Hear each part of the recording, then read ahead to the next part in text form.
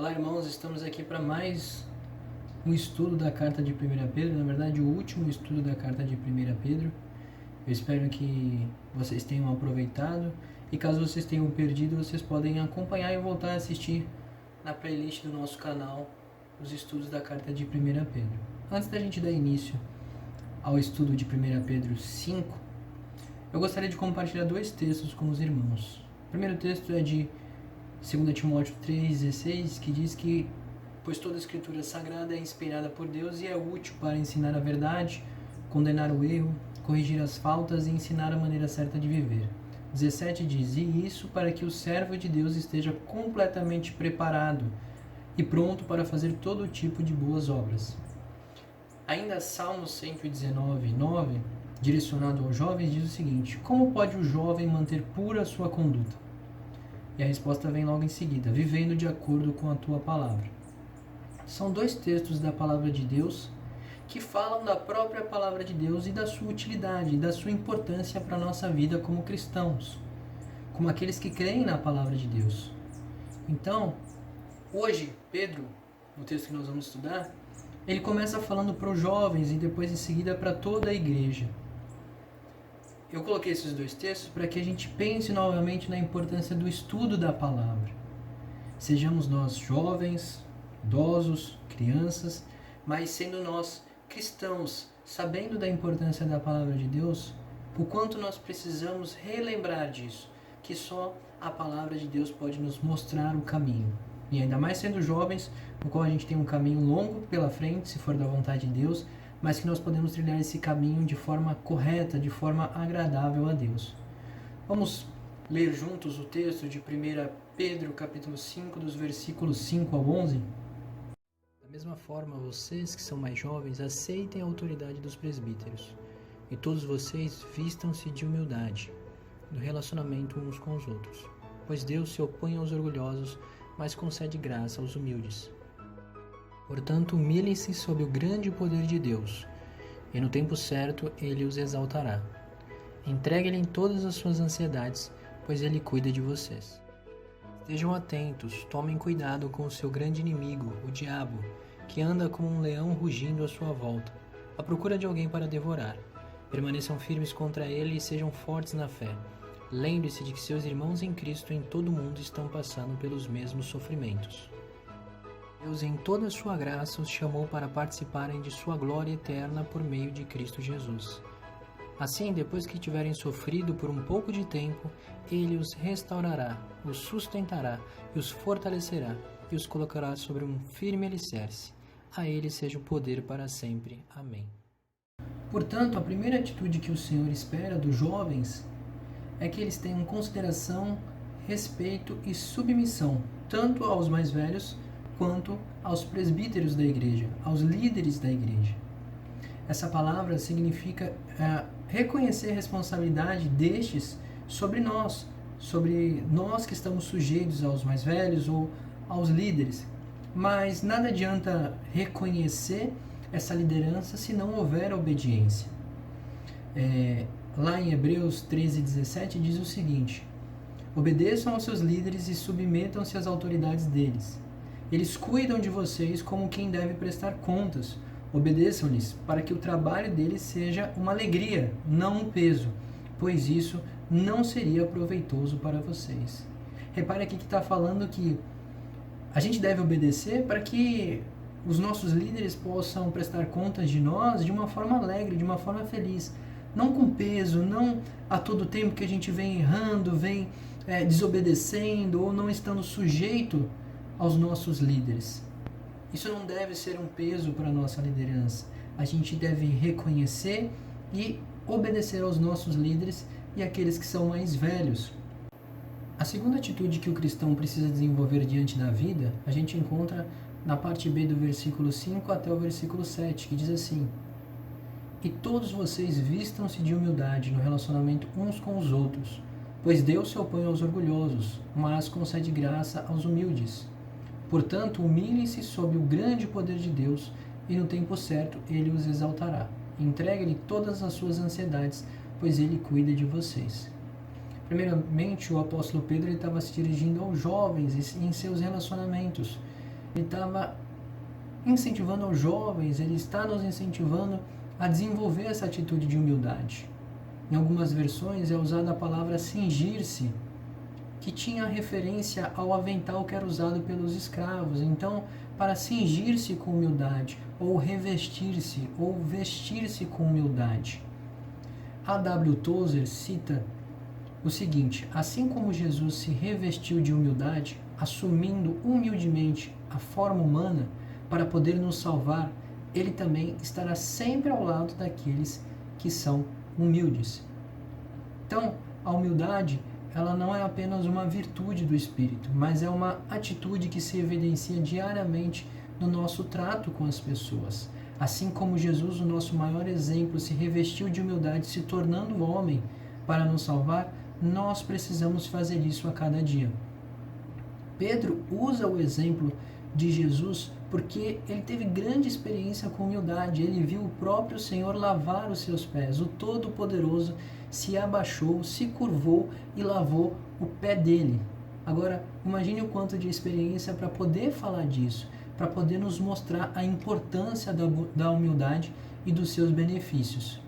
O reconhecimento de quem é Deus sempre nos leva a reconhecermos quem nós somos, e isso nos leva a ter uma atitude maior de humildade.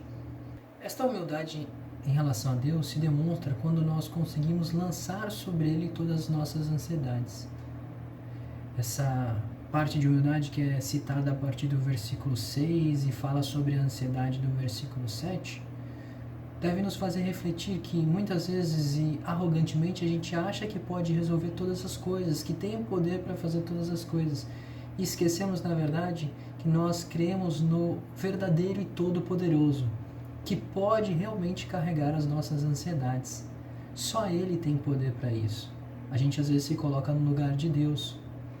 Eu queria citar alguns pontos sobre os versículos 6 e mais especificamente sobre o versículo 7, que são os seguintes. O versículo retrata a ansiedade como um fardo que alguém tira de si e lança sobre Deus. A palavra traduzida aqui por ansiedade é a mesma que Jesus emprega para se referir às preocupações deste mundo que sufocam a palavra de Deus em nossa vida. Isso está lá em Mateus 13, 22, se você quiser dar uma olhada depois. Também a mesma palavra que o Senhor Jesus usa em Lucas 21, 34, para nos advertir a não sobrecarregar os nossos corações com as preocupações deste mundo, de modo que a nossa vida, ou na verdade, de modo que a vinda dele nos pegue de surpresa. Às vezes a gente está tão sobrecarregado, tão preocupado de como resolver as nossas ansiedades, que a gente é pego de surpresa, ou pode ser pego de surpresa, na verdade, quando ele retornar. Esta humildade em relação a Deus também se demonstra quando nós confiamos completamente na sua provisão. Só Ele pode resolver todas as coisas. Ao contrário do que quando é falado sobre a humildade, que nós devemos nos revestir de humildade, aqui Pedro fala que a gente lance sobre Ele e tire de nós a ansiedade. O texto também nos apresenta os motivos para desenvolvermos essa atitude de humildade. Primeiro, porque Deus resiste aos soberbos, isso está lá na parte B do versículo 5, Ele é contra os orgulhosos. O segundo motivo é porque Ele concede graça aos humildes, ainda na parte B do versículo 5. O terceiro motivo é porque no tempo certo Ele exaltará os humildes, na parte B do versículo 6. E por último, e quarto motivo, é que Ele cuida dos humildes. Lembremos que Pedro foi aquele que teve seus pés lavados por Jesus. Ele tem uma grande experiência para nos falar sobre humildade. A terceira atitude que o cristão deve desenvolver diante da vida é a vigilância. A gente encontra isso lá no versículo 8 e 9, que diz: estejam atentos, tomem cuidado com o seu grande inimigo, o diabo, que anda como um leão, rugindo à sua volta, à procura de alguém para devorar. Permaneçam firmes contra ele e sejam fortes na fé. Lembre-se de que seus irmãos em Cristo em todo o mundo estão passando pelos mesmos sofrimentos. Então, essa passagem ela nos exorta a termos uma atitude de sobriedade e vigilância, ou em outras versões, como eu li aqui também, estar atento, tomando cuidado. E ele nos diz isso porque na sequência ele fala sobre o porquê tomar esse cuidado. Ele fala sobre o nosso inimigo. O diabo é o nosso inimigo, o nosso adversário. Ele nos assedia constantemente. Ele é perigoso. A figura de linguagem que Pedro usa aqui é de um leão, um animal muito forte. Eu acredito que nenhum de nós aqui, ou poucos de nós, sabe lidar numa situação assim. Como lidar com isso? Como lidar com um grande animal feroz? Por isso precisamos estar atentos. E porque ele tenta, e o objetivo de Satanás o tempo todo é nos derrubar. Mas ainda no versículo 9, nós somos instruídos a como devemos vigiar.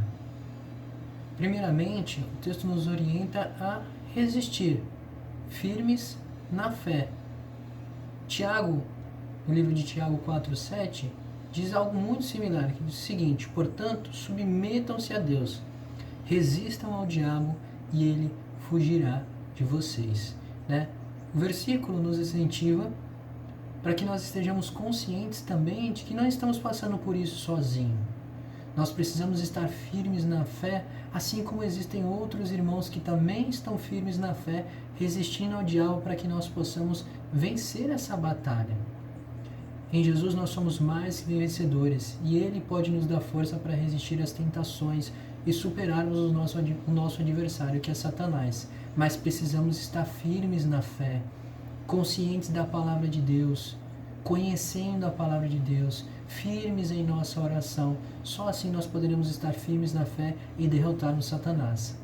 E por último, o versículo 10 nos apresenta os motivos ou as motivações para nós estarmos vigilantes. Ele diz o seguinte: Deus, em toda a sua graça, os chamou para participarem de sua glória eterna por meio de Cristo Jesus.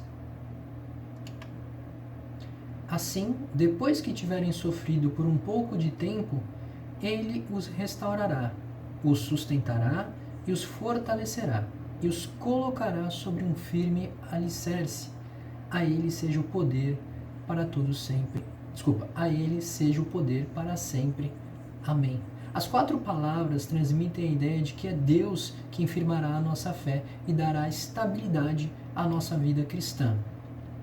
Portanto, num mundo de tanta instabilidade, confusão e perigos, os cristãos precisam desenvolver uma atitude constante de vigilância. 3 pontos. As tentações são intensas e os desafios são constantes, por isso não podemos nos descuidar um instante da nossa vida espiritual. Como está a sua vida espiritual? Você geralmente fica firme quando está em plena comunhão? Eu acho meio difícil, porque se a gente não conseguir estar firme na fé, a gente não consegue ter plena comunhão. Mas como está a sua vida hoje, quando você está isolado da sua igreja, no sentido de não poder estar participando dos cultos? Você lê a Bíblia, você ora. Nós precisamos ter um relacionamento pessoal com Deus. Segundo ponto, não podemos nos esquecer que o inimigo está à nossa espreita, 24 horas por dia, todos os dias, a cada instante. Cuidado, que mente vazia é a oficina do diabo. Nós precisamos ter a nossa mente preenchida por aquilo que agrada a Deus. E terceiro ponto, como diz o apóstolo Paulo, não podemos dar ocasião às investidas de Satanás em nossa vida, em todo tempo, firmes e vigilantes. Bom, irmãos, hoje consideramos 3 atitudes que o cristão precisa desenvolver diante da vida, que é a submissão, a humildade e a vigilância. Tudo sempre para nós honrarmos e glorificarmos a Deus. Com isso, Deus, assim como fala a própria palavra que nós lemos, Ele honra os humildes. Ele ama aquele que é humilde e submisso e obedece a sua palavra. Mas nós temos que fazer a nossa parte e nos mantermos vigilantes. Que nós possamos em todo tempo cuidar disso, para que o Senhor seja honrado e glorificado. Espero que assim nós possamos crescer na palavra de Deus com mais esse estudo. Fiquem com Deus e que Deus os abençoe.